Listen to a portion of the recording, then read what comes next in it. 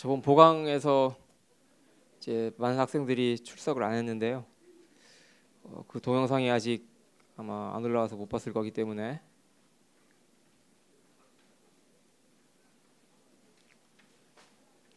저번 시간에 한 얘기들 중에서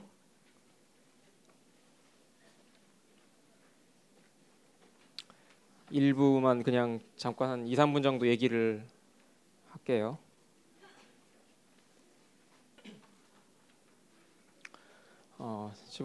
지난번 보강할 때 이제 혼돈 이론에 대해서 얘기를 했었는데요. 이제 혼돈 이론이라고 하는 거는 본래 이제 어떻게 해서 나온 거냐 그러면 이제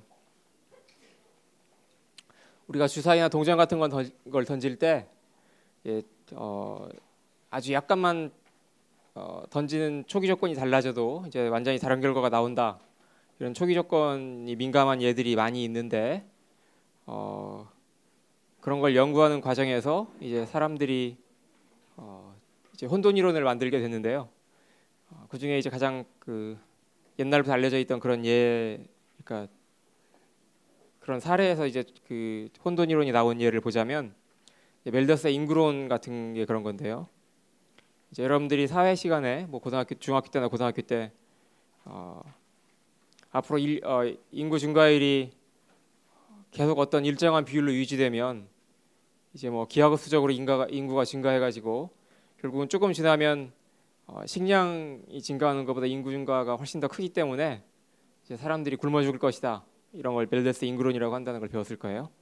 그래서 이제 그 식을 수정한 것을 우리가 로지스틱 방정식이라고 이렇게 부르는데요.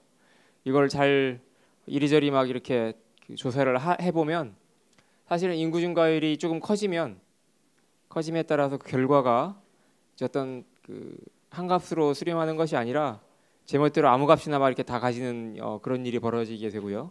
그래서 여기서부터 이제 우리가 잘 어디선가 여러분들이 한 번쯤 들어봤을 소위 말하는 프랙탈이라고 하는 것이 발견된다 이런 걸 얘기를 한 적이 있어요. 이거에 대한 구체적인 얘기는 여러분들이 이제 앞으로 올라올 동영상을 보면 되고요. 그래서 이제 프랙탈이라고 하는 것을 여러분들이 기억하고 있으면 되는데 그게 특징은 뭐냐면 이제 이렇게 자기유사성이 있는 것 이런 걸 우리가 프랙탈이라고 불러요. 그래서 이제 역사적으로는 이게 언제 처음 이제 그 과학에 등장하게 됐냐면 1961년에 지금부터 한 50년쯤 전에 로렌츠라고 하는 사람이 컴퓨터를 가지고 이제 일기예보 그러니까 기후의 변화를 예측하기 위해서 컴퓨터로 이제 시뮬레이션을 해봤는데 근데 그때 그 초기 조건이 약간만 달라져도 뭐 며칠 후의 날씨를 전혀 예측할 수가 없게 되더라. 이런 걸 이제 발견했거든요. 그래서 이것도 잘 살펴보면 그 안에서 이제 프랙탈이라고 하는 구조가 발견이 되고 그 다음에 초기 조건에 따라서 이제 완전히 나중에 날씨가 달라지기 때문에 이제 이 로렌츠라고 하는 사람이 이걸 상징적으로 뭐라고 얘기를 했냐면 나비 효과라고 이렇게 이름을 붙였어요. 그래서 이제 여러분들이 뭐 텔레비전 같은 데서 요새 흔히 심심찮게 보는 그런 나비 효과라고 하는 용어가 처음으로 이제 여기서 이렇게 생겨난 거죠.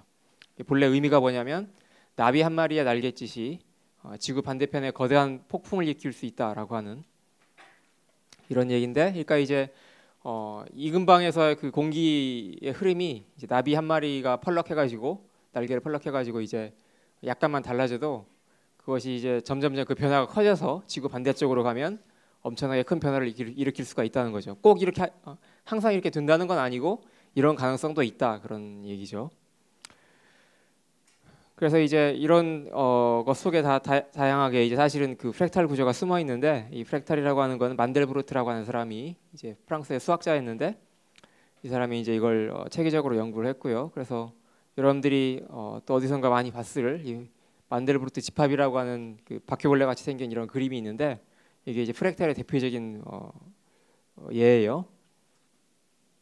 그래서 예를 보면 이제 어떤 특징이 있냐면 이게 보면 이제 그 가장자리가 이 경계 부분이 좀 이렇게 그 굉장히 이상하게 생겼는데 사실은 이게 경계 부분이 사실은 그 잘 정해져 있지 않아요.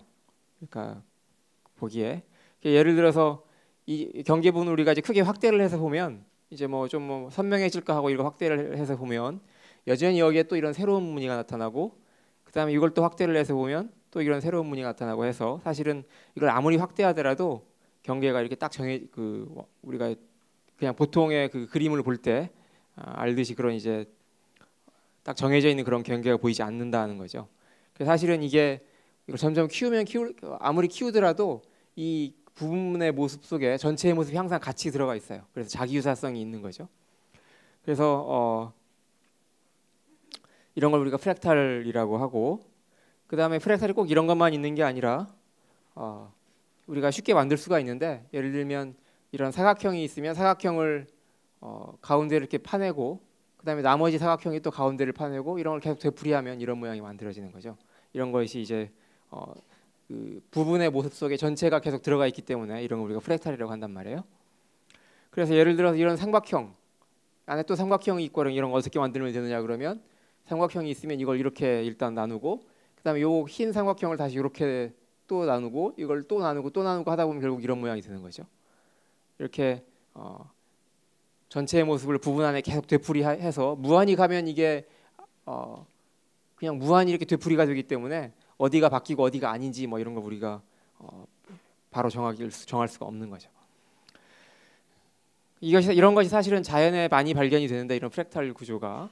그래서 이제 예를 들면 이런 직선을 세 등분을 해가지고 여기로 이렇게 위로 올리고, 또 각각의 직선을 또 이렇게 약간씩 위로 올리고 이렇게 하다 보면 결국 이런 모양이 되는데, 이게 이제 우리가 자연에서 보는 눈, 하늘에 내리는 눈, 그 눈의 결정하고 비슷한 모양을 하고 있는 거죠. 그 다음에 또는 이제 식물체 잎, 고사리 잎 같은 것도 이게 보면 이제 굉장히 그럴듯하게 누가 열심히 화가가 막 이렇게 하나하나 선을 그려가지고 그린 것처럼 보이는데, 사실은 그렇게 이제 정성스럽게 그린 거는 아니고, 이런 건 아주 컴퓨터로 아주 쉽게 그릴 수가 있는데요. 예를 들면 처음에 이렇게 시작을 해서요, 이 직선 하나하나를 전부 다 여기 이 전체의 모습으로 바꿔치는 거예요. 그래서 이제 예를 들면 얘를 이렇게 바꿔치고, 또 옆에 있는 얘도 또 이렇게 바꿔치고, 얘도 이렇게 바꿔치고, 이걸 계속 되풀이하면 결국 이렇게 해서 이제 고사리 잎이 된다는 거죠. 그래서 우리가 주변에서 보는 그 식물체 잎이 다 보면 이런 구조로 되어 있잖아요. 그러니까 그 안에 사실은 다 프랙탈 구조가 숨어 있는 거예요.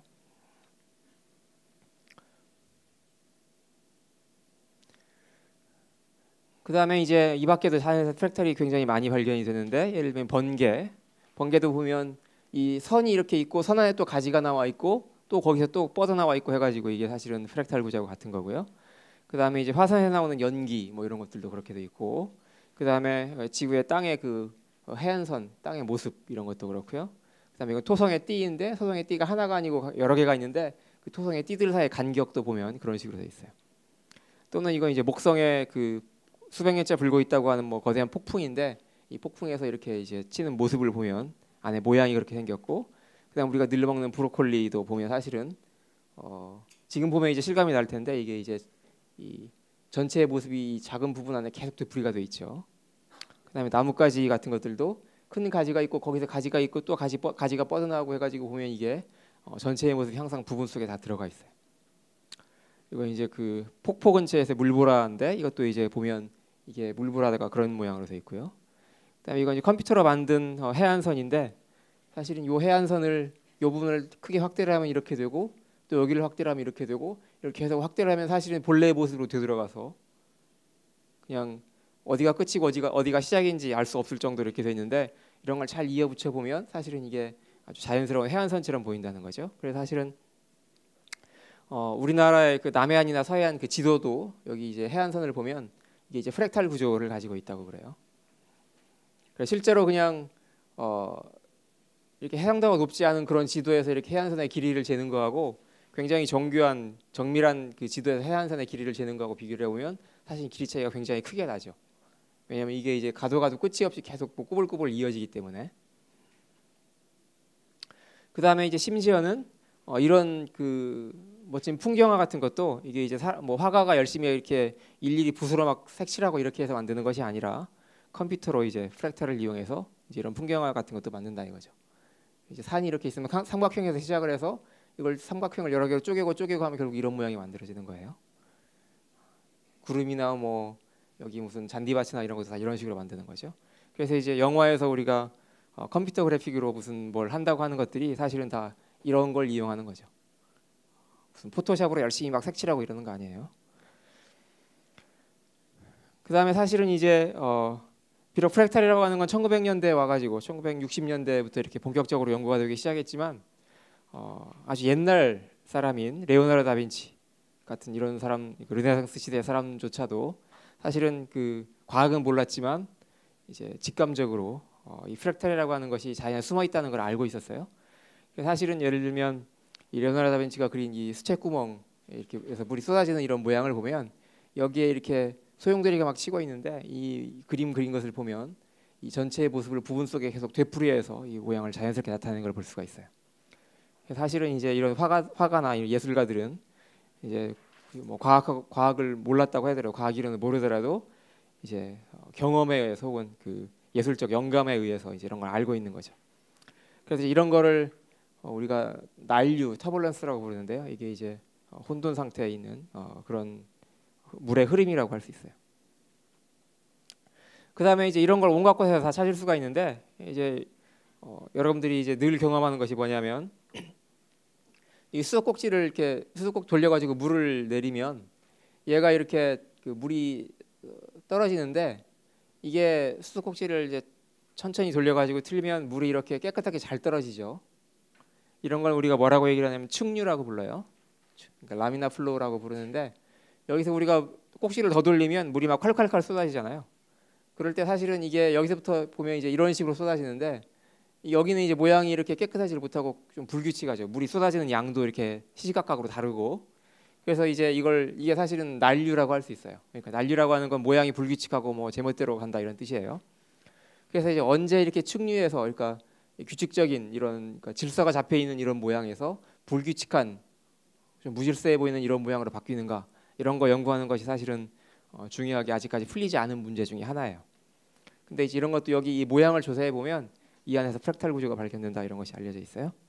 그다음에 심지어는 이제 담배 연기도 보면 담배를 이렇게 놓아두면 여기서 이제 연기가 모락모락 피어나는데 처음에 갈 때는 이게 잘 올라가거든요, 아주 깨끗하게. 그러다가 어느 시점에서 갑자기 이것이 이렇게 모양이 막 불규칙하게 변하는 거죠.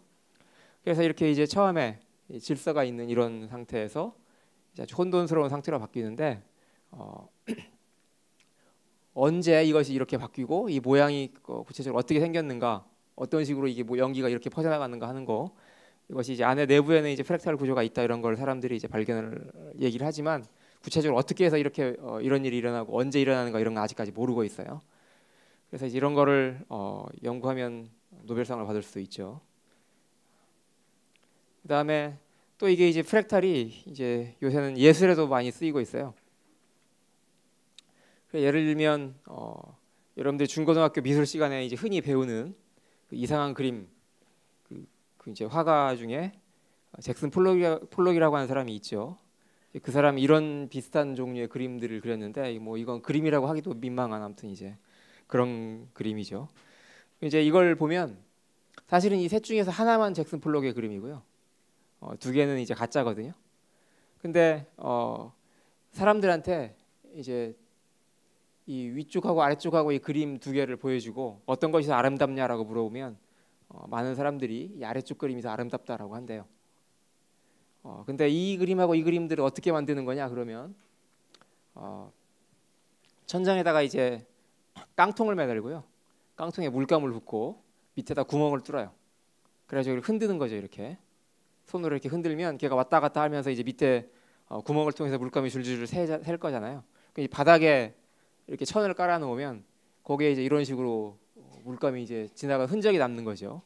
이런 걸 우리가 그림이라고 이렇게 딱 걸어 놓으면 이제 유명한 화가가 이렇게 걸어 놓으면 이제 갑자기 가치가 올라가고 그러는 것처럼 우리들은 느껴지는데, 근데 아무튼 이제 이 그림하고 이 그림하고 차이는 뭐냐 그러면 얘는 보면 그 선의 그 굵기가 거의 일정하죠. 여기 약간 뭐 차이가 있는데도 좀 많이 떨어진 데도 있고 그러긴 하지만 전체적으로 보면 선의 굵기가 거의 일정하다는 걸 알 수 있어요.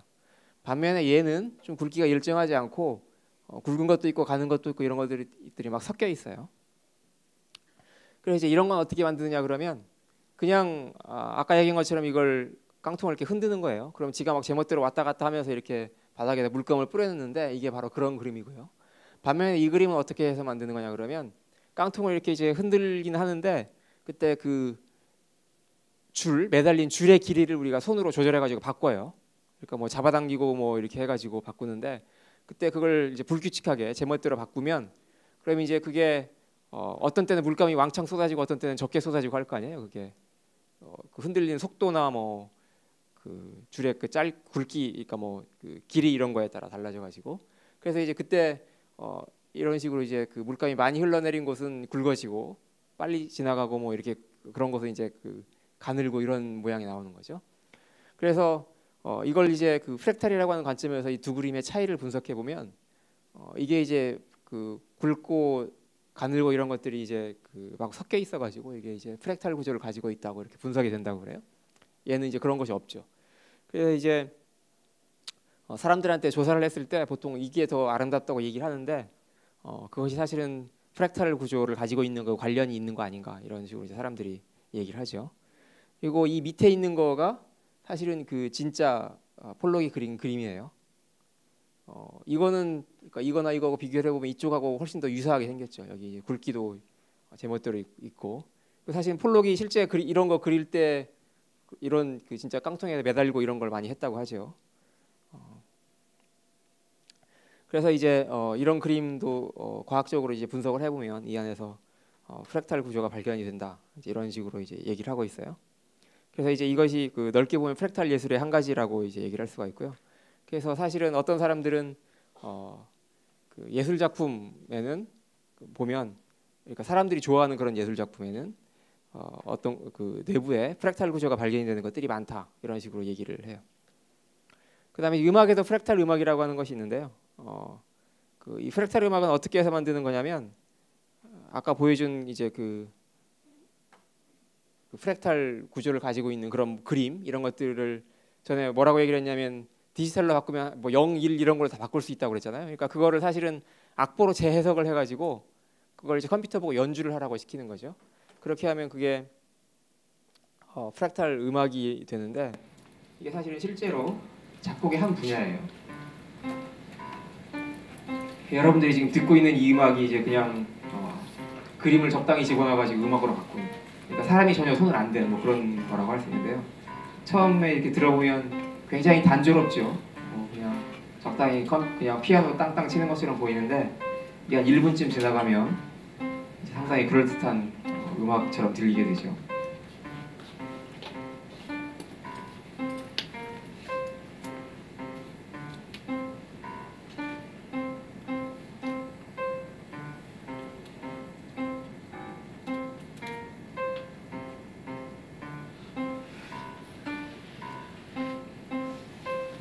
지루한 부분이 너무 길어지네. 이게 이제 프랙탈을 자동으로 바꾼 음악인데 상당히 그럴듯하지요. 사실은 이게 뭐 그냥 재미삼아 하는 건 아니고 실제로 프랙탈 음악이라고 해서 이걸 작곡하는 사람들이 있어요. 예를 들면 이렇게 인터넷에 가보면 이런 거로 실제로 작곡하는 사람들이 있고요. 그 다음에 이제 방금 이렇게 폴록의 그림뿐만 아니라 프랙탈 미술이라고 해가지고요. 프랙탈을 실제 그림에 응용하는 그런 예가 있어요. 그래서 이제 예를 들면 몇 년 전에 인터넷상에 올라온 이런 그림을 보면 이제 프랙탈로 어떻게 해서 예를 들면 이렇게 갈대를 만드는가 이런 거를 여기 설명해 놓은 것도 있고요.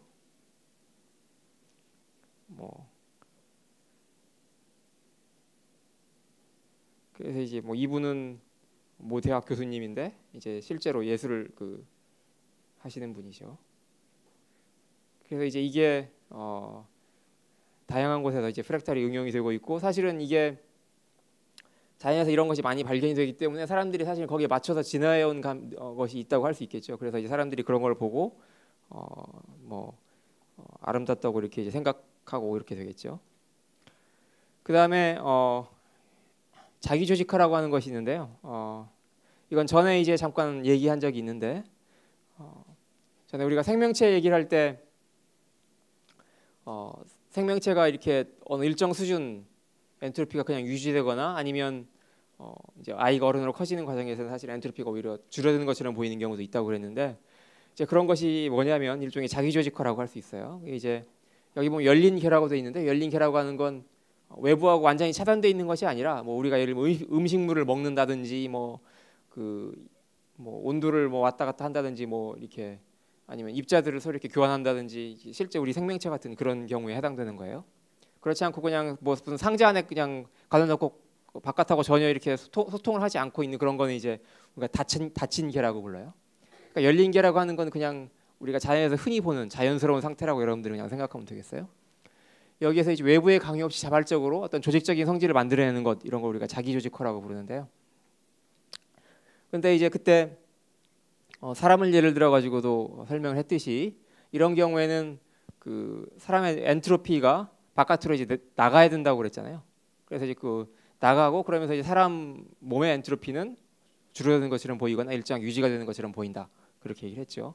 근데 반드시 이제 그 엔트로피가 바깥으로 나가야 되기 때문에 그런 거 우리가 흩어지기계라고 부른다고 그랬어요.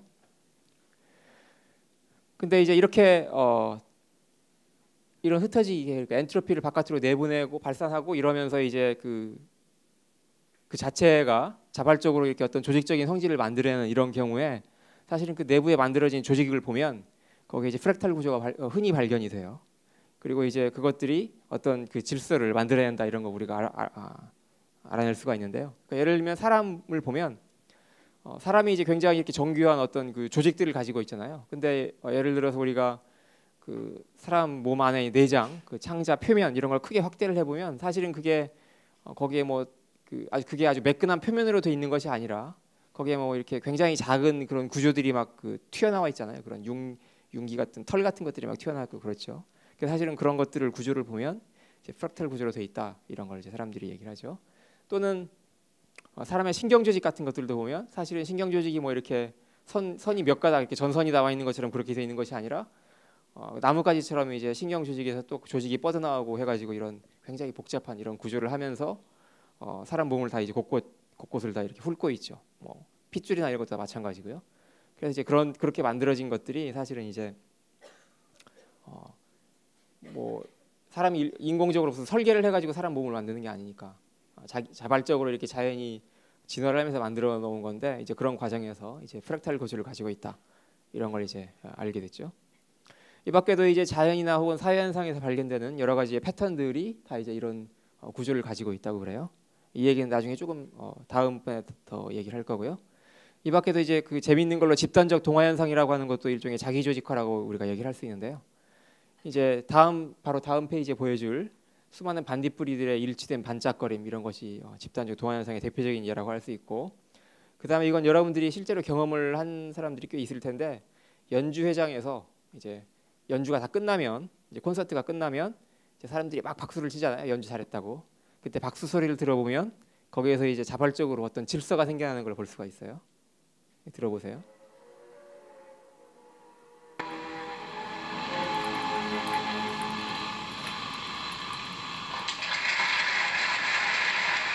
지금 막 제멋대로 박수를 치고 있죠. 조금 지나면 이렇게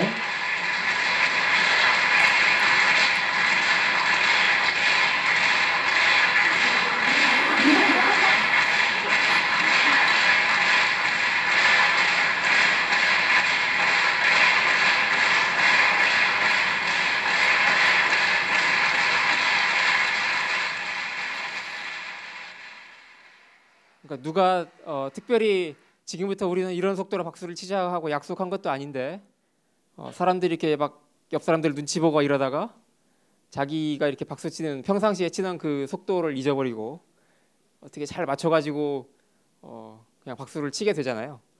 사실 이런 것도 이게 바로 집단적 동화 현상이죠. 그러니까 서로 이렇게 동화가 되는 건데 그게 뭐 누가 시켜서 하는 것이 아니잖아요. 이렇게 그렇기 때문에 이제 자기 조직화라고 할 수 있죠. 그 다음에 이건 나는 모르는 거고 여러분들은 경험하는 것일지도 모르는데 이제 같은 방을 사용한 여성들의 생리 주기 이런 것들도 이제 처음에는 다 다르다가 좀 꽤 오래 같이 방을 쓰면 이제 이 주기가 일치하는 그런 현상이 있다고 그래요. 이건 그냥 떠도는 헛소문이 아니고 실제로 유명한 학술지에 실렸던 그런 얘기예요. 그 다음에 이제 같은 벽에 달려 있는 벽시계의 추, 그러니까 벽에 이제 벽시계가 이렇게 두 대가 예를 들면 있는데 그 벽시계의 추들이 처음엔 제멋대로 이렇게 왔다 갔다 하다가 조금 지나면 그것들이 같은 속도로 이렇게 왔다 갔다 하는 걸 볼 수가 있어요. 이제 그런 것들이 이제 집단적 동화 현상이라고 할 수 있는데요. 이걸 이제 유튜브 같은데 요새는 그 재미 삼아서 이렇게 올려놓는 것들이 있어요. 그래 그 중에 하나를 보자면 이건 메트로놈을 가지고 한 건데 실험을 보면 이제 이 메트로놈이 5대가 있잖아요. 제멋대로 그냥 이렇게 처음에 움직이게 했죠. 이게 제멋대로 움직이고 있는데 얘를 들어가지고 이 깡통에다 이렇게 올려놓으면 그럼 얘네들이 조금 지나면 똑같은 모습으로 왔다 갔다 하는 걸 볼 수가 있어요.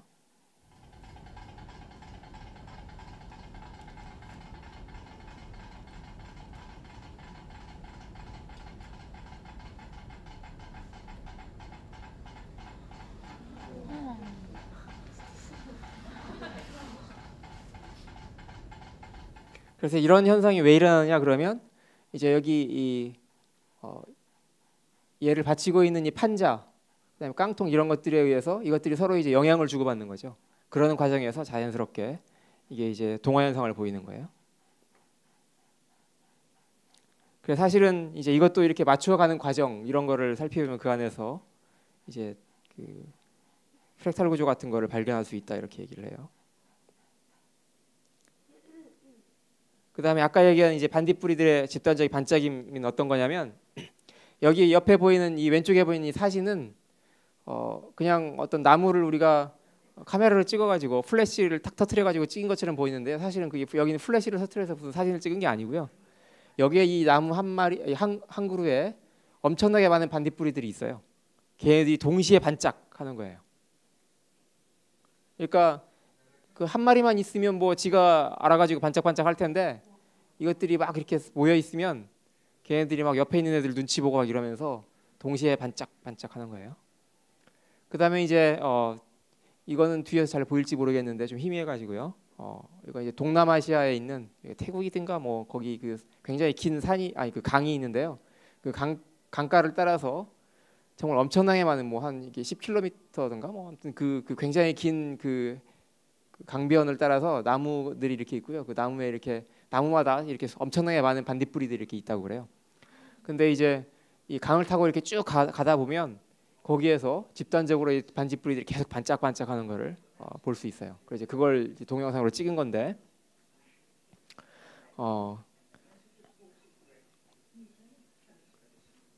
근데 이제 왜 그럼 이런 일이 벌어지느냐?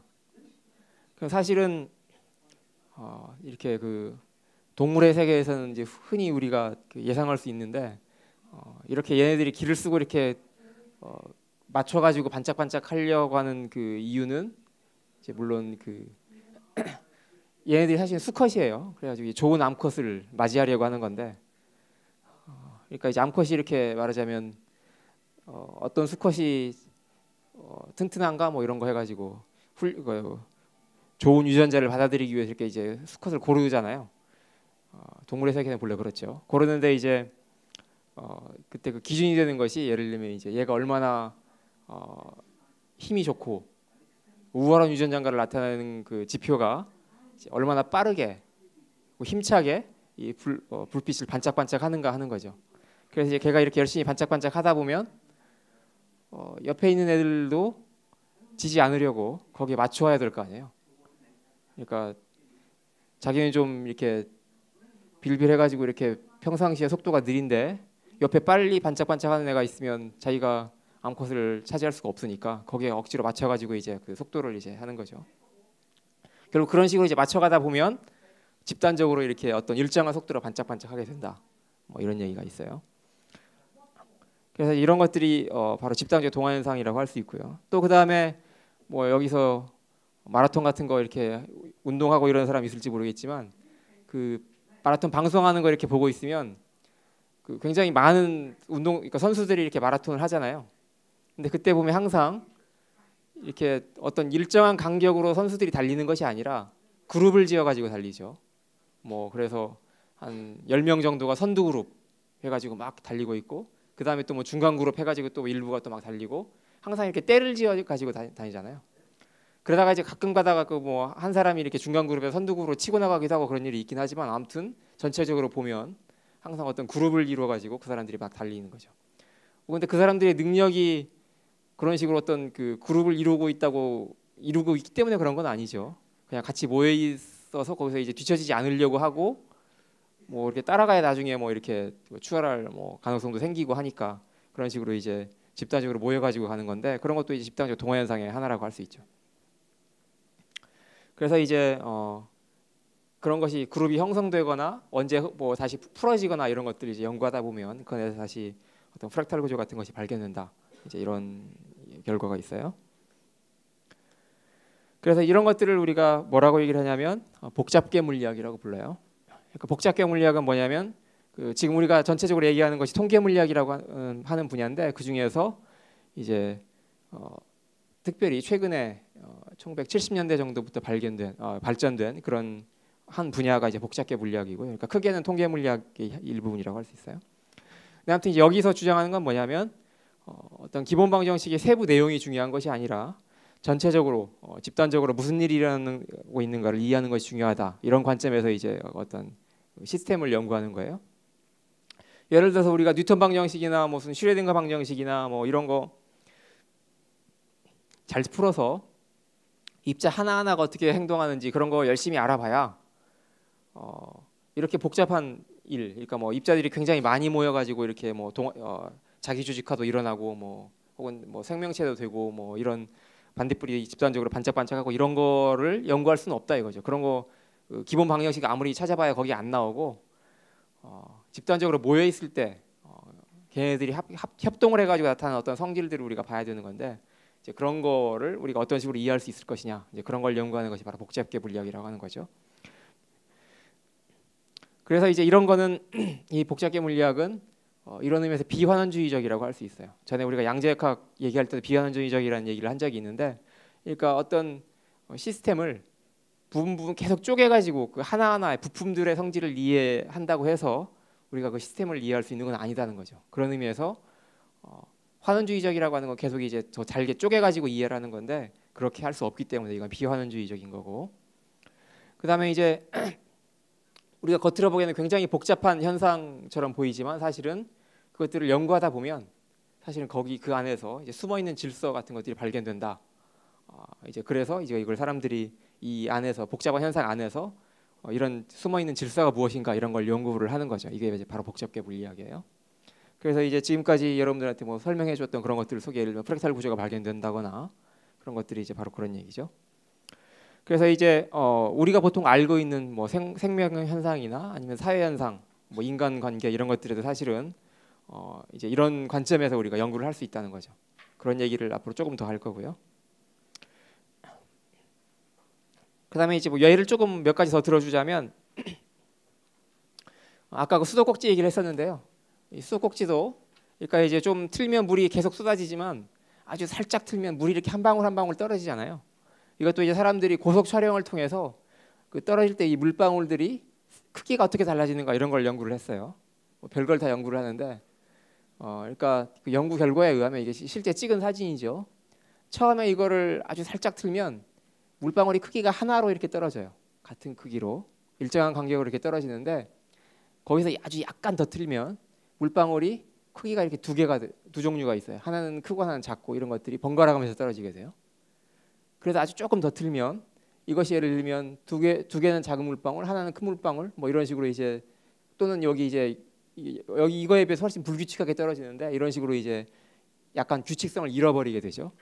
그래서 이제 이게 조금 더 틀면 이것이 계속 이어져 가지고 이제 줄줄줄 이제 흘러내리게 되는 건데, 여기서부터 이런 식으로 이제 변해가는 이런 과정을 그래프로 이렇게 그려보면 여기서 사실은 그러니까 저번 보강 시간에 설명했던 그 멜더스의 인그룬에 나오는 그런 거하고 비슷한 그런 그림을 그릴 수가 있다고 그래요.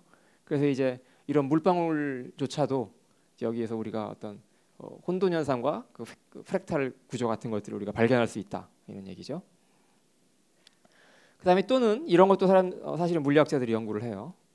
이제 이건 여러분들이 유치원 때 주로 했던 놀이 같은데, 모래 더미가 있으면 모래를 가지고 온갖 장난을 할 수가 있잖아요. 그래서 이제 그 중에 가장 쉬운 것이 모래를 손으로 들었다가 이렇게 그냥 밑으로 내리는 거죠. 그럼 모래가 이렇게 이제 쌓이는데, 이 쌓일 때 보면 어떤 일정한 각도로 이렇게 쌓이죠. 계속 위로 쌓이는 건 아니잖아요. 어느 정도 쌓이다 보면 이렇게 흘러내리고 막 이렇게 되잖아요. 그때 이게 어떤 순간에 흘러내리는가. 그다음에 한 번 흘러내리기 시작하면 이게 왕창 흘러내리잖아요. 그래서 이제 그 다시 평평해지고 이런 일이 일어나는데 이게 어떤 각도일 때 흘러내리고 한 번 이게 흘러내리기 시작하면 언제까지 이게 가다가 멈추는가. 이런 것이 사실은 그냥 뭐 이 안에 별 얘기도 없는 것처럼 보이는데 이 각도나 여기 뭐 내려오는 그 속도나 아니면 이게 막 이렇게 잘 쌓여 있다가 모래 하나를 더 떨어뜨리면 그게 갑자기 와르르 무너져 내리고 하는 그런 일, 이런 것들이 이런 것들을 다 연구하다 보면 그 안에서 사실은 그 재미있는 법칙들을 발견할 수가 있어요. 그런 것도 이제 이런 복잡계 물리학의 그 한 분야죠. 그래서 이제 이런 걸 이렇게 이제 작은 입자들로 되어 있는 것들을 연구하는 거를 특히 알갱이 물리학이라고 부르는데 이것도 이제 복잡계 물리학의 한 분야예요. 또는 이 모래를 컵 속에 집어넣고 아래쪽에서 이렇게 흔들어줘요. 진동을 시켜주면 이 컵이 위아래로 흔들리면서 그 모래 표면이 이렇게 이제 출렁출렁 하잖아요. 출렁출렁할 때 이게 만드는 모양, 그다음에 그 속도를 변화시킬 때 어떤 식으로 모양이 달라지는가, 뭐 이런 것들도 이제 연구 주제 중에 하나고, 그다음에 또 이제 사람들한테 널리 알려진 거는 브라질 땅콩 효과라고 하는 게 있어요. 뭐냐면 이제 여러분들이 이 너트라고 그 통조림에 들어있는 깡통에 들어있는 걸 여러분들이 이제 종종 사서 먹을 텐데 그걸 보면 항상 발견할 수 있는 거예요. 이거는 그럼 보면 이렇게 위에 그러니까 여러 가지고 따가지고 딱 보면 항상 위에는 이렇게 큰 놈들이 들어가 있어요. 큰 애들이 이렇게 쌓여 있고, 근데 이거 위에 있는 걸 다 먹다 보면 밑으로 가면 갈수록 좀 더 자잘한 것들이 있죠. 그래서 이제 우리가 먹을 때 보면 속았다 뭐 이러는데, 왜냐하면 겉보기에 좋으라고 이렇게 위에는 큰 놈들을 쌓아놨구나 뭐 이렇게 우리가 생각할 수가 있는데 사실은 그런 건 아니고요. 그냥 마구 섞어 놓아도 결국 조금만 지나면 큰 것들이 다 위로 떠오른다. 이런 것이 바로 브라질 땅콩 효과라고 하는 거예요. 그래서 이제 이거를 동영상으로 이제 컴퓨터로 시뮬레이션 해가지고 보여주는 건데, 여기 보면 처음에 이 빨간 애가 이제 큰 애가 아래쪽에 있잖아요. 근데 이게 몇 번 흔들리다 보면 자연스럽게 위로 떠오르는 걸 볼 수가 있어요.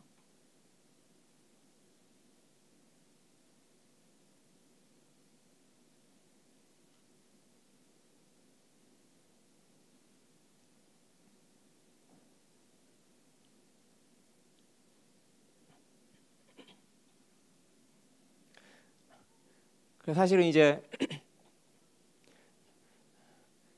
이런 현상이 뭐 이런 경우는 항상 일어나기 때문에 이제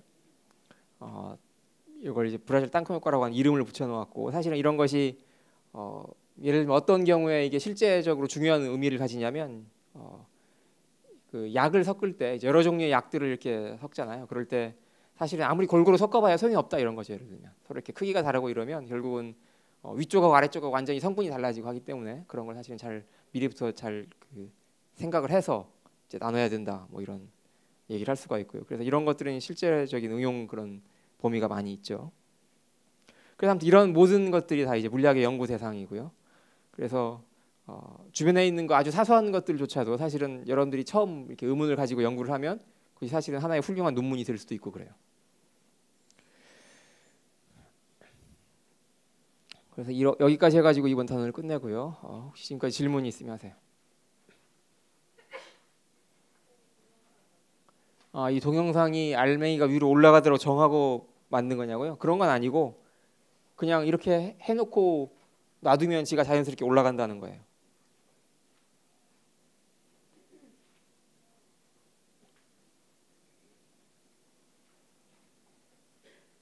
그러니까 이런 거 먹을 때 큰 게 위에 있다고 그러니까 큰 것이 위에만 있고 아래쪽에는 없다고 해가지고 불평하지 말아라.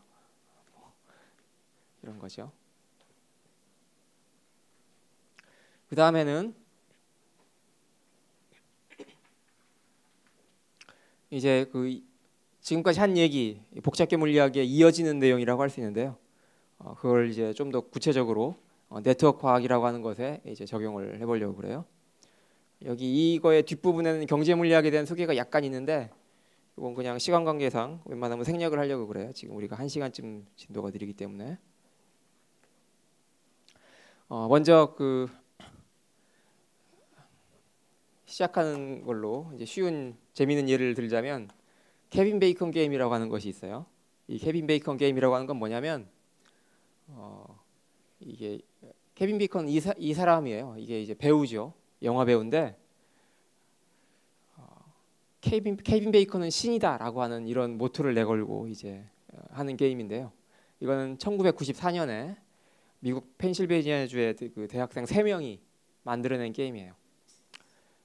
이제 이 대학생 3명이 그러니까 뭐 들리는 얘기에 의하면 주말에 이제 이 3명 중에 한 집에 모여가지고 영화를 보고 있었대요. 텔레비전 영화를. 별로 할 일이 없는 애들이었는데 주말에 그러니까 텔레비전 영화나 보고 있었으니까. 아무튼 얘네들이 이제 영화를 보다가 케빈 베이컨이 나온 거예요. 그 영화에서. 누군가 불평을 했겠죠. 쟤는 뭐 아무 영화나 자꾸 나와 뭐 이러면서 뭐 보기 싫은데 자꾸 나와 뭐 이런 식으로 얘기를 했을지도 모르죠. 이제 그것이 이제 아이디어가 돼가지고 이 3명이 어떤 생각을 했느냐면 얘는 온갖 영화에 다 나왔으니까 웬만한 배우들하고 같이 이 영화에 출연하지 않았을까? 그래서 이렇게 같은 영화에 출연한 걸로 이렇게 연결을 시키다 보면 모든 배우하고 막 이렇게 연결이 되지 않을까 막 이런 생각을 한 거예요. 그래가지고 이 사람들이 당시에 그 미국 방송국에 어떤 프로그램이 있었냐면 그러니까 시청자가 방송국에 전화를 해가지고 내가 이러이러한 내용으로 프로그램을 만들겠다라고 하면 방송국에서 심의를 해가지고 이제 그걸 들어주는 거예요. 그러니까 그 시청자가 원하는 대로. 그래서 얘네들이 그 방송국에다 신청을 했어요. 우리들이 그 방송국에 가서 즉석에서 누군가가 영화 배우 이름을 대면 그 영화 배우가 케빈 베이컨하고 어떻게 연결이 되는지를 보여주겠다. 그래서 이제 실제로 했더니 케빈 베이컨하고 다른 영화 배우들하고 대부분 3단계 이내에서 다 연결이 되더라. 이런 걸 아는 거죠. 근데 케빈 베이컨 본인은 이 게임을 싫어했다고 하는데 왜 그런지는 모르지만 아무튼 이 사람은 이것 때문에 굉장히 유명해졌어요. 어쨌든 이제 그래서 예를 들어보자면 케빈 베이컨하고 톰 크루즈하고는 어퓨 굿맨이라고 하는 영화에 같이 출연을 했어요. 그래서 이 톰 크루즈는 뭐라고 얘기를 하냐면 베이컨 넘버 원 이렇게 얘기를 해요. 그 다음에 이 디카프리오하고 케빈 베이컨하고는 같은 영화에 출연한 적이 없어요. 그런데 이 아줌마 배우하고 같이 이제 이게 연결이 돼가지고요. 낸시 레너안이라고 하는 영화 배우인데 이 사람하고 케빈 베이컨하고 뷰티샵이라고 하는 영화에 같이 출연을 했고 그다음에 또 이 사람하고 디카프리오하고 사이에 캐치 미 이프 유 캔이라고 하는 영화에 같이 출연해서 이제 이 사람은 베이컨 넘버 원이고 디카프리오는 베이컨 넘버 투가 되는 거죠. 이런 식으로 이제 배우들 단계를 다 따져볼 수 있는데 아예 이게 베이컨 게임 사이트라고 하는 것이 있어요. 이제 학술 사이트예요 이게.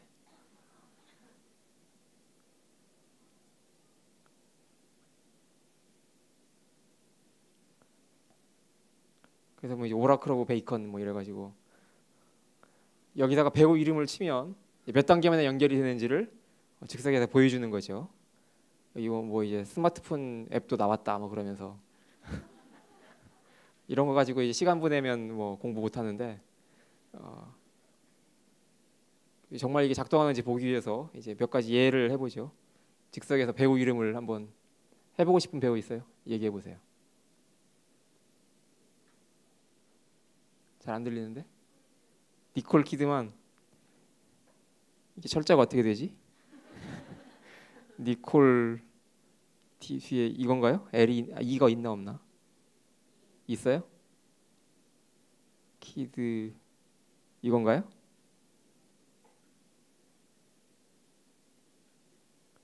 베이컨 넘버 2네요. 케빈 베이컨과 매스 브로데릭이라고 하는 사람이 같이 출연을 했고 그다음에 키드만과는 또 여기 같이 출연했고 해서 베이컨 넘버 2네요. 또 다른 사람 이병헌?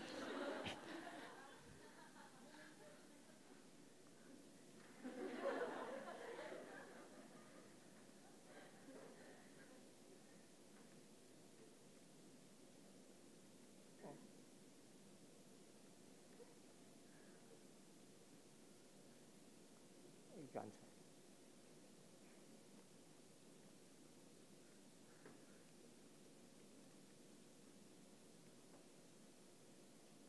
오.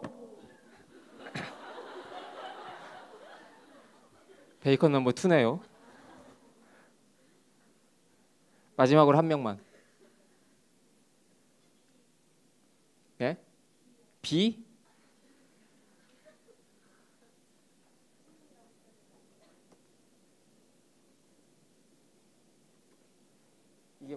이게 맞는 것 같은데요. 스피드 레이서에 나왔잖아요. 어쨌든 우리나라 배우들도 이제 베이컨 넘버 2잖아요. 그러니까 이제 우리나라의 그 모든 배우들은 이병헌과 비를 통해서 다 연결이 돼 있겠죠. 케빈 베이컨하고. 그래서 아무튼 이렇게 이제 세상의 모든 배우들은 연결이 돼 있다. 이런 얘기죠.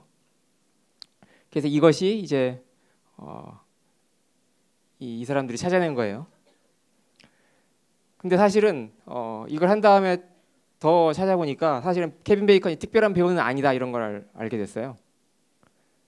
그러니까 이 대학생들이 그냥 케빈 베이컨을 우연히 떠올렸을 뿐인데, 그래서 이제 이게 이름이 케빈 베이컨 게임이라고 이름이 붙여져 있을 뿐이고 실제 케빈 베이컨이 특별한 배우는 아니고요. 모든 배우들을 다 조사를 해보면 이런 식으로 돼 있다는 거죠. 그래서 이제 2011년에, 그러니까 뭐 작년에 조사한 건데, 할리우드 배우들 중에서 다른 배우들과 평균 연결수가 짧은 순서로 이걸 나열을 해보면, 이건 아까 그 케빈 베이컨 그 게임 사이트에서 가져온 건데요. 1등이 뭐 데니스 호퍼라고 하는 이런 아저씨라고 하는데 2.8단계 만에 연결이 다 돼요. 평균적으로. 그다음에 뭐 이제 이런 사람들에 의해서 5위까지 이렇게 있고요. 케빈 베이컨은 444위예요. 그러니까 뭐 케빈 베이컨이 정말 특별한 배우가 아니라 보통 배우라고 하는 걸 알 수 있죠. 근데 재미있는 건 뭐냐면 이렇게 1등부터 뭐 444등 사이에 이게 뭐 단계수가 거의 같아요. 이게 2.8이고 2.9잖아요. 그러니까 뭐 여기에 지금 400명이 몰려 있는 거죠. 그러니까 이런 식으로 배우들의 연결 단계라고 하는 거는 굉장히 다 그게 그거고 몰려 있다 이거죠. 그래서 우리가 이제 배우들의 세계는 굉장히 좁은 세상이다라고 하는 걸 알 수가 있어요. 그다음에 이제 그래서 사람들이 물리학자들이 그러면 영화에 많이 출연한 배우는 이 단계가 연결 단계가 짧을 거 아닌가 이렇게 생각을 했죠. 당연하겠죠. 많이 출연하면 서로 연결될 가능성이 높으니까.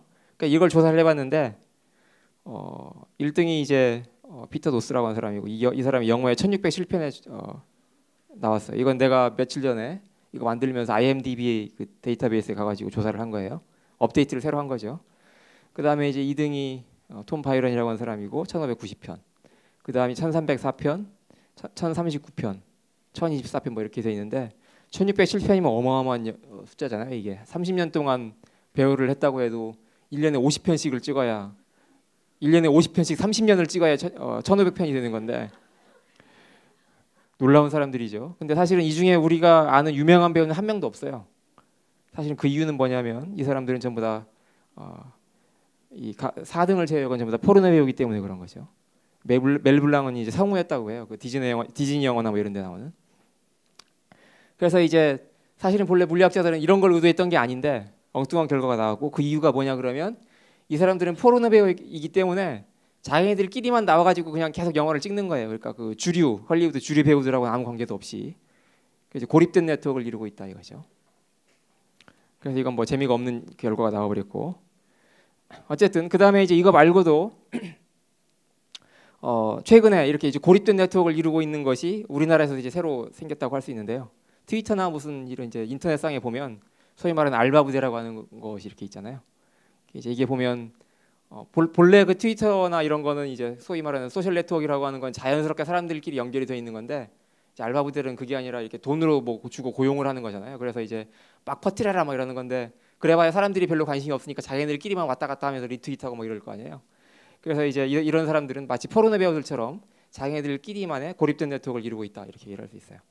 그렇지만 이제 자기네들끼리 막 왔다 갔다 하면 그래도 뭐 네이버니 뭐 이런데 막 처음에 뭐 뜰 거 아니에요. 그 검색어 1위 뭐 아니면 무슨 현재 가장 뭐가 트윗이 잘 되고 있는 무슨 뭐 댓글 뭐 이런 거 해가지고 막 뜰 거 아니에요. 이제 그걸 노리고 하는 거죠. 그래서 예를 들면 뭐 이런 기사들 중에 보면 이제 무슨 언론사나 아니면 무슨 금융사 이런 데서 자기네들 선전하려고 혹은 무슨 어떤 특별한 정치적 목적을 가지고 이제 이런 거를 운영하고 있다 이런 걸 알 수가 있어요. 이거 말고 이제 배우들 이게 처음에 이제 배우들에서 시작을 했는데, 그러다가 그럼 배우들만 특별한가 해가지고 딴 것도 해봤죠. 그래서 이제 에르데스 넘버라고 하는 것이 생겼어요. 이건 뭐냐면 에르데스라고 하는 사람은 본래 수학자인데 이 사람은 이제 그 네트워크 이론을 창시한 사람이기도 하고요. 지금 얘기하고 있는 게 네트워크 이론이라고 하는 건데요. 그다음 이 사람도 특히 무얼로도 유명하냐면 굉장히 논문을 많이 쓴 걸로도 유명해요. 그래서 평생 동안 507명의 수학자와 1,500편이 넘는 논문을 썼어요. 그러니까 아까 얘기한 그 계산 그대로 하자면 30년 동안 논문을 50편 계속 썼다는 얘기죠. 또는 50년 동안 30편씩 쓴 거예요. 그러니까 뭐 엄청나게 많은 논문을 썼는데, 그래서 이제 이 사람을 수학계의 마당발이라고 부르고, 그다음 이 사람이 특히 이제 네트워크 이론을 연구했기 때문에, 그 네트워크 이론을 처음 연구한 사람이기 때문에 이 사람을 기리는 의미에서 이제 아까 그 베이컨 넘버처럼 LS 넘버라고 하는 걸 이제 만든 거죠. 그래서 이 LS 넘버는 뭐냐면 이 사람과 몇 단계 만에 논문으로 연결이 되는가, 이제 이걸 나타내는 수예요. 그래서 이 LS 넘버 사이트도 있어요. 이제 이건 돈을 내고 들어가야 되는 뭐 그런 거기 때문에 우리 학교에서만 하면 접속이 가능할 거예요. 딴 데서는 돈 내라고 할 거고. 그래서 이제 여기에 그 원하는 사람 이름을 쓰고 여기에 이제 LS나 뭐냐 다른 사람을 쓰면 이제 그 두 사람이 서로 몇 단계 만에 논문에 의해서 연결이 되는가를 이제 알 수가 있어요. 그래서 그 중에 몇 가지 예를 보면요. 예를 들면 아인슈타인 LS 넘버가 2예요. 그러니까 LS는 본래 수학자고 아인슈타인은 물리학자인데 그럼에도 불구하고 이제 굉장히 가깝게 연결이 돼 있는 거죠. 그래서 이제 이렇게 해서 연결이 돼 있고요. 그 다음에 폴 사밀슨이라고 부르는 경제학자는 뭐 꽤 유명한 경제학자죠. 이 사람은 경제학자임에도 불구하고 LS 넘버가 5예요. 그 다음에 제임스 왓슨은 생물학자죠. 그 DNA 이중나선 구조를 발견한 그래가지고 노벨상을 받은 그 굉장히 유명한 생물학자인데 이 사람도 어떻게 해가지고 아무튼 수학자하고 연결이 돼서 LS 넘버가 8이에요. 그다음에 노암 촘스키라고 그 유명한 언어학자가 있죠. 이 사람조차도 LS 넘버가 4예요. 그다음에 빌 게이츠 마이크로소프트 전 회장, 이 사람은 뭐 사실은 하버드 중퇴했다고 그러는데 언제 논문을 썼는지 모르겠지만 아무튼 컴퓨터에서 뭔가 논문을 썼겠죠. 그래서 LS 넘버가 4예요. 심지어는 나조차도 LS 넘버가 4예요. 물론 이렇게 얘기를 안 믿을 것 같아서 보여주면 이렇게 이제 4단계만 연결이 되는 거죠. 아무튼 여기 이걸 통해서 우리가 알 수 있는 건 뭐냐면 학자들의 세계도 굉장히 좁다 이런 걸 알 수가 있어요. 그러면 배우하고 학자들만 세상이 좁은가? 뭐 그런 건 아니겠죠. 그래서 사람들이 이제 딴 것에 대해서도 막 생각을 해봤어요. 그래서 거기서부터 나온 이름이 뭐냐면 소위 말하는 6단계의 분리라고 하는 거예요. 6단계 분리라고 하는 건 여러분들이 딴 데서도 한번 들어본 적이 있을 거예요. 뭐 사회학이나 이런 거 할 때 들어본 적이 있을 텐데요. 이건 본래는 이제 1967년에 밀그램이라고 하는 사회학자가 연구한 거에서 시작을 했는데요. 이 사람이 이제 미국에서 160명 정도를 임의로 무작위로 뽑아내 가지고 그 사람들에게 또 이제 서로 전혀 관계없는, 이 사람들하고 아무 관계도 없는 그 사람들의 주소를 주고 그 편지를 전하라고 그랬어요. 근데 전하는데 어떻게 전하냐 그러면 아는 사람들을 통해서만 편지를 전달하라고 한 거죠. 그냥 뭐 모르는데 그냥 뭐 우편으로 보내면 당연히 1단계만 연결이 되지만 아는 사람을 통해서 전달해가지고 이제 마지막으로 전달을 하라고 했는데 그렇게 해서 몇 단계 만에 연결이 되는가를 보려고 했던 거죠. 그랬더니 실험 결과 이미 두 사람이 평균적으로 5.5단계 만에 연결이 되더라라고 하는 걸 알게 됐어요. 그래서 이제 여기서부터 6단계 분리라고 하는 이름이 생겨났어요. 근데 이제 그 편차는 굉장히 심하고요. 그래서 예를 들면 어떤 사람들끼리는 뭐 한두 단계 만에 바로 연결이 되는가 하면 어떤 사람들한테는 뭐 11단계나 걸리고 이렇다고 그러죠. 아무튼 이게 이제 그 본래 시작이었고요. 그래서 이제 여기서 우리가 알 수 있는 거는 어쨌건 간에 평균적으로 사실은 생각보다 굉장히 짧은 단계를 통해서 사람들끼리 연결돼 있다는 걸 이제 알게 된 거죠. 그래서 이제 세상이 참 좁다고 하는 것이 그냥 우리가 말로만 좁다고 하는 것이 아니라 실제 증명된 사실이라는 거죠. 우리나라에서도 이걸 실제로 해봤어요. 우리나라에서도. 그랬더니 우리나라에서는 더 짧아서 3.6단계라고 하는 결론이 나왔어요. 이게 2004년에 연구한 결과인데 이제 5대 도시 108명을 대상으로 실험을 해봤더니 3.6명만 거치면 다 아는 사이더라. 그래서 사실은 이게 뭐 최근에는 싸이월드에서 이런 걸 해봤어요. 그러니까 이미 이제 벌써 한 5년쯤 됐는데 요새는 싸이월드가 1촌 하면 이렇게 막 가려지고 잘 못 찾아가고 하는데 옛날에 싸이월드 처음 생겼을 때는 1촌에 1촌 막 계속 가다 보면 다 쭉 계속 갈 수가 있었거든요. 그래서 이제 조사를 해본 결과 싸이월드에서는 4단계만 거치면 아는 사람이다 이런 결론이 나왔어요. 그러니까 아까 3.6단계하고 거의 맞는 얘기, 비슷한 얘기죠. 그래서 이제 이 싸이월드는 근데 재밌는 결과가 뭐냐면 그 일촌 수들을 보면 평균적으로 50명 정도 일촌을 가지고 있다고 하고요. 그다음에 이제 심지어는 1000명이 넘는 일촌들도 있어요. 근데 이제 이런 것들은 사실은 좀 왜곡된 자료들이고요. 그러니까 뭐 연예인들 뭐 이런 거면 일촌 막 해봐야 그 사실 헛수들이 많잖아요. 그런 것들도 있고. 근데 어쨌건 간에 이렇게 일촌이 적은 숫자도 있고 뭐 많은 숫자도 있고 근데 상당히 많은 사람들도 가끔 있더라. 이제 이런 결과를 얻었어요. 그래서 이제 우리가 뭐 이렇게 모르는 사람하고 이제 처음 얘기를 하다가 뭐 누구 알고 막 하면서 이렇게 얘기를 하다 보면 그 사람도 알고 나도 알고 하면서 서로 막 손뼉을 치고 맞아 뭐 나도 아니야 나도 안다 하면서 세상 참 좁네 뭐 이런 얘기 하는데 그게 그러니까 뭐 굉장히 신기한 일이 아니고 사실은 늘 일어나는 일이다 이런 걸 깨닫는 게 중요한 거죠. 특히 이제 우리나라는 미국에 비해서 왜 그럼 단계수가 짧으냐 뭐 생각해 보면 일단 뭐 인구수가 적고 그다음에 미국은 이렇게 개인주의적이잖아요. 그리고 막 굉장히 띄엄띄엄 떨어져 사는데 우리나라는 인구 밀도도 높고 그다음에 서로 이렇게 인간관계가 뭐 미국보다 훨씬 복잡하죠. 아는 사람도 많고. 그래서 이제 3.6단계라는 이렇게 짧은 결과가 나왔겠죠. 그래서 아무튼 이런 걸 보면 뭐 배우는 학자들뿐만 아니라 일반적으로 그냥 인간 사회가 연결 단계가 굉장히 짧고 그러니까 굉장히 좁은 세상이다. 이런 거 우리가 알 수 있는 거예요. 그래서 이제 그러면 왜 이렇게 짧으냐 이런 걸 우리가 이제 알아내야 되겠죠. 그러니까 지금까지 얘기한 건 그냥 현상을 설명한 것이고 이제 왜 이런 일이 벌어지느냐 이런 것에 대해서 우리가 이해를 해야 될 거고 이제 그거를 물리학적으로 이해를 해보자는 거예요. 혹시 지금까지 질문 있어요?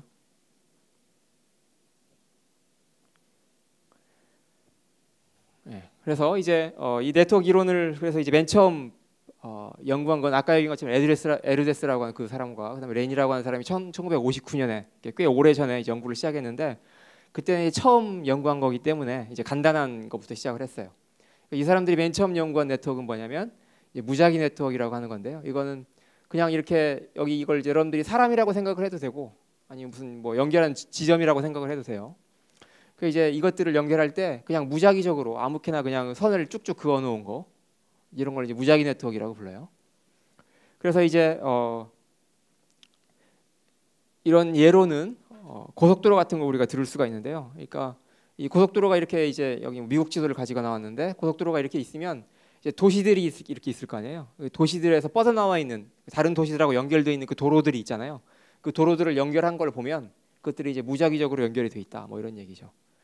근데 이제 이런 이 무작위 네트워크의 특성은 어떤 것이 있냐면 이제 사실은 그 어떤 한 도시에서 도로가 뻗어나와 있는 개수라고 하는 거는 뭐 그게 크게 달라질 수가 없잖아요. 그러니까 뭐 지리적으로도 한계가 있고 그다음에 뭐 동서남북 해가지고 방향도 뭐 다 정해져 있고 하기 때문에 거기서 뻗어나와 있는 그 도로의 개수라고 하는 거는 그렇게 크게 다르지 않고 어떤 그 평균적인 그 개수가 있고 그걸 중심으로 해서 약간 많은 곳이 있고 약간 적은 곳이 있고 그렇겠죠. 이제 그걸 그림으로 그려보면 이런 모양으로 이걸 그림을 그릴 수가 있어요. 이걸 이제 어떤 경우는 종형 곡선이라고 부르기도 하고 또는 이제 정규분포가 뭔지 여러분들 혹시 배웠다면 정규분포 곡선이라고 부르기도 하죠. 이건 보면 이쪽이 이제 그 한 도시에서 뻗어나와 있는 도로의 개수를 얘기하는 거고 그런 그 예를 들면 여기가 이제 이 5개다 그러면 5개가 도로가 5개가 뻗어나와 있는 도시가 몇 개인가 이런 식으로 이제 그 도시의 개수를 써놓은 거예요. 그러니까 예를 들면 여기 뭐 예를 들어서 도로가 3개가 뻗어나와 있는 도시는 10개고 뭐 5개가 뻗어나와 있는 도시는 뭐 20개고 이런 식으로 해가지고 그래프를 그린 거죠. 그렇게 하면 평균적으로 몇 개가 뻗어나와 있는가가 있을 테니까 그때 그 평균에 가장 많이 몰려 있을 거고 그 다음에 이제 그것보다 많은 뭐 대도시들은 도로가 좀 더 많을 테니까 그런 대도시들은 뭐 일부가 있겠죠. 그런 도시들이 있고 그 다음에 이제 뭐 시골 같은 데는 뭐 도로가 몇 개 없을 테니까 좀 적게 나와 있는 그런 도시들도 있을 거고 그런데 대체로 이런 형태의 모양을 보인다 하는 거를 이제 사람들이 알게 됐죠. 그래서 그 도로의 개수 혹은 사람으로 치면 인간관계, 그러니까 서로 알고 지내는 친구 수라고 할 수 있죠. 그걸 뭐라고 얘기를 하냐면 링크라고 불러요. 그러니까 여러분들이 예를 들어 10명의 친구를 가지고 있다. 그러면 여러분의 링크는 이제 10인 거죠. 그다음에 이 노드라고 하는 거는 이제 이 도시. 그다음에 또는 이제 이 인간관계에서는 그 사람 한 명 한 명 그걸 우리가 노드라고 불러요. 그러니까 예를 들어서 링크가 5인 노드 그러면 이제 친구가 5명인 사람 이런 뜻이에요. 또는 도로가 5개가 뻗어나와 있는 도시 이런 게 이제 이런 의미예요. 그다음에 이거 말고 이제 규칙적인 네트워크라고 하는 것이 있어요. 규칙 네트워크는 말 그대로 이 링크들을 이제 이렇게 연결을 할 때 그때 똑같이 모든 그 도로, 모든 도시 혹은 모든 사람 혹은 그 모든 노드마다 똑같은 조건을 줘가지고 서로 연결을 한 거죠. 그러니까 예를 들면 이게 이제 집이라고 생각을 하면 혹은 아파트라고 생각을 해도 되고요. 이제 이게 동그랗게 돼 있는 아파트라고 여러분들이 생각을 해본다면 이게 이 각각의 하나의 아파트에서 선이 하나, 둘, 셋, 네 개가 뻗어나와 있어요. 그래서 어떻게 이제 이 사람들은 서로 이 아파트들은 서로 이제 알고 지내는 거고 예를 들면 이 집하고 이 집하고 가까이 옆에 붙어 있으니까 서로 알고 지내고 그 다음에 그 옆에 집까지 이렇게 알고 지내요. 그러니까 옆집과 옆옆집까지 알고 지내는 이런 관계라고 이제 생각을 해보면 그럼 이게 바로 규칙적인 네트워크를 이루고 있는 거죠. 멀리 떨어져 있으면 상대적으로 알기가 힘드니까 이제 그런 걸 이상화한 거라고 이렇게 생각하면 되겠어요. 근데 이런 거가 이제 규칙적인 네트워크인데 이런 경우에는 여기하고 이쪽하고 이렇게 서로 연결이 되려면 상당히 여러 단계를 거쳐가지고 가야 돼요. 예를 들면 여기서부터 여기까지 가려면 하나, 둘, 셋, 넷, 다섯, 여섯 해가지고 6단계만에 여기를 가야 되는 거잖아요. 사실은 이게 몇 개 안 됨에도 불구하고 6단계나 거쳐야 여기 반대쪽으로 갈 수가 있는 거죠.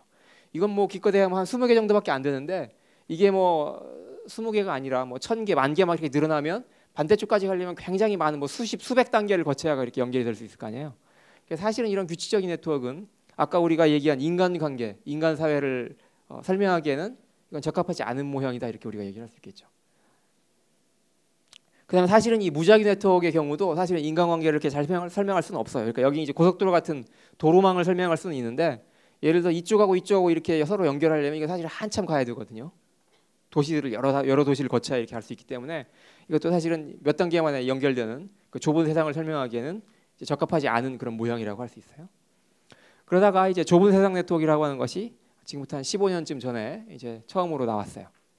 이건 뭐냐면 아까 이 규칙적인 네트워크에서 이게 이제 워낙 이쪽하고 이쪽하고 서로 연결되는데 상당히 오랜 그 단계를 거쳐야 되니까 이 단점을 해소하기 위해서 이 사람들이 어떤 생각을 했냐면 이 규칙적인 네트워크에서 예를 들면 이거 하나를 잘라가지고 그냥 딴 데다 길게 한번 연결을 해봤어요. 그러니까 예를 들면 이렇게 돼 있는 거죠. 여기에 보면 서로 이렇게 연결돼 있어야 되는데 여기를 딱 끊어내고 이쪽으로 이렇게 한번 연결을 해보고 그 다음에 여기다가 선을 한번 더 그어보고 이런 식으로 이 본래 규칙적인 네트워크에서 몇 개만을 그냥 살짝 바꿔본 그런 거예요. 그랬더니 갑자기 세상이 좁아지더라 하는 걸 알게 됐어요. 연결 단계가 급속히 줄어든다고 하는 걸 알게 됐죠. 그러니까 이런 건 이제 우리가 어떤 걸로 비유를 할 수가 있냐면 이제 중학교나 고등학교에 이렇게 반이 여러 개가 있잖아요. 학교에 따라서 뭐 반이 10개인 반도 있고 학교도 있고 12개인 학교도 있고 뭐 이렇게 20개인 학교도 있고 막 이렇게 있는데 학교에서 사실은 이제 같은 반 친구들끼리는 다 거의 알고 지내지만 옆 반하고는 잘 모르잖아요. 그래서 이제 바로 옆 반에 붙어 있으면 뭐 오다 가다 얼굴도 보고 하니까 알고 지낼 확률이 큰데 이쪽 반하고 저쪽 반하고 완전히 끝 반하고 끝 반하고는 이렇게 서로 알고 지내기가 힘들죠. 이제 그런 상황에서 근데 그럼 진짜 그 한쪽 반하고 저 끝쪽 반하고는 서로 알고 지내지 못하느냐 하면 그런 게 아니고 뭐 예를 들어서 중학교 때 서로 친구였다가 고등학교 올라와가지고 서로 반이 갈라졌다든가 이러면 서로 그 반대쪽 반이라고 해도 이렇게 서로 알고 지내는 그런 친구들이 있잖아요. 몇 명이 있죠. 그렇게 해서 이제 몇 명만 알고 지내면 사실은 바로 연결이 되는 거잖아요. 그러니까 그런 거라고 할 수 있어요. 그래서 이런 때는 예를 들어서 감기가 어느 한쪽 반에 걸린다 그러면 본래 저 반대쪽 끝에 있는 그 반은 사실은 감기가 잘 안 걸려야 되는데 그 왔다 갔다 하면서 이렇게 발이 넓은 애들 그런 애들 이쪽 반에서 저쪽 반을 한번 갔다 오면 그쪽 반에도 감기를 바로 옮기는 거죠. 그래서 갑자기 세상이 좁아지는 거다 이런 거예요. 그래서 좁은 세상 네트워크는 이제 그런 걸 우리가 설명할 수 있다고 생각을 할 수 있어요. 그런데 이건 이제 어떤 한계가 있냐면 사실은 이건 본래 규칙적인 네트워크에서 살짝 바꾼 거기 때문에 여기서 그러니까 각 그 노드에서 나온 선들의 개수가 거의 똑같아요. 그러니까 아까 여기 보면 이제 4개씩 뻗어나와 있다고 그랬는데 이것도 다 이제 연결해봐야 다 4개씩 뻗어나와 있는 거죠. 근데 사실은 인간관계를 생각을 해보면 사실은 그러니까 이건 무슨 얘기냐면 친구 수가 다 똑같다는 건데 사실은 그렇지 않잖아요. 그러니까 친구가 100명인 사람도 있고 친구가 뭐 한두 명인 사람도 있고 아예 없어가지고 왕따를 당하고 있는 사람도 있고 보통은 뭐 10명, 20명 뭐 이렇게 있겠죠. 근데 아무튼 이렇게 굉장히 친구가 많은 사람도 있고 적은 사람도 있고 하기 때문에 그런 특성을 이건 잘 반영하고 있지 못하다. 이렇게 우리가 얘기를 할 수 있어요. 그러니까 비록 여기서는 세상이 좁아지긴 했지만 아직까지 완전하게 인간 세상을 잘 나타내고 있지는 못하다는 거죠. 그래서 근데 이제 그 지나가는 김에 이제 이 좁은 세상 네트워크에 그 해당되는 비슷한 다른 예로 국내 재벌의 혼인 관계라고 하는 아주 재미있는 주제를 연구하는 사람들이 있는데요. 몇 년 전에 장덕진이라고 하는 이분은 이제 사회학을 하시는 교수님이고 정하웅이라고 하는 이분은 이제 물리학을 하시는 분인데 두 분이 이제 사회학과 물리학을 결합해가지고 사회물리학이라고 하는 이런 분야에서 이제 방금 얘기한 이 네트워크 이론을 적용해서 국내 재벌들이 서로 결혼으로 어떻게 연결되어 있는가 이런 걸 연구를 했었어요.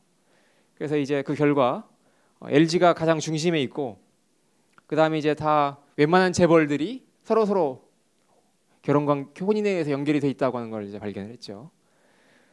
그 다음에 그래서 이제 평균 13단계만 거치면 모두 연결돼 있다고 그랬는데 13단계면 굉장히 긴 것처럼 보이지만 이 사람들은 이 13단계를 어떻게 계산을 했냐면 사돈관계는 3단계로 계산을 했어요.